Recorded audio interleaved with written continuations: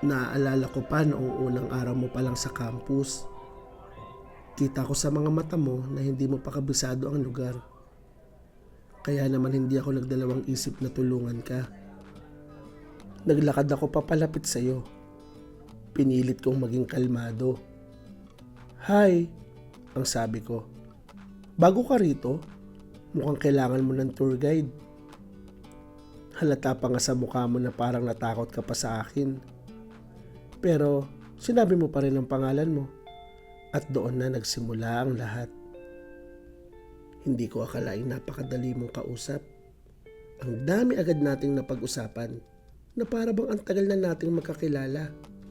Mga paborito mong pagkain, ang pangarap mong maging kilalang writer, at kung paano mo gustong makatulong sa pamilya mo.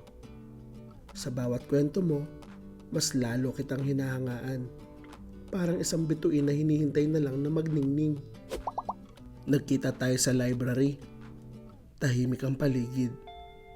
Pero sa tuwing nakikita kita, parang gustong mag-ingay ng puso ko. Iba ang kabog nito sa tuwing nababalot ako ng presensya mo. Dahil ako ang una mong nakilala, dumating ang panahon na gumaan na rin ang pakiramdam mo sa akin. Minsan, sinasabay mo ako kung saan ka kumakain. Nagpapasama kung saan pwedeng tumambay. Ang daming pagkakataon na gusto kong sabihin sa'yo kung gaano ka nakahalaga sa akin. Kung gaano ako nahuhumaling sa bawat halakhak na parabang musikang nagpapagaan sa nararamdaman ko. Masaya ako na sasaksihan ko ang lahat ng to.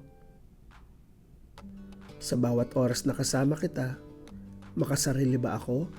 Kung hihilingin ko na sana, pwede kong mapatigil ang oras? Dito ko kasi mas naririnig ang tibok ng puso ko. Mas payapa at nagiging totoo ang nararamdaman ko. Mas lumalakas ang loob ko sa bawat ngiting binibitawan mo. Hanggang sa isang araw, sabi mo nasa parke ka. Pumunta ako. Ngunit hindi muna ako nagpakita dahil sinubukan pa kitang pagmasdan sa malayo. Parang sinasabi ng mga puno sa paligid na umamin na ako. Wala namang mawawala. Totoo naman ang lahat ng ito. Sinabi ko ang salitang gusto kita. Tapos, napangiti ka.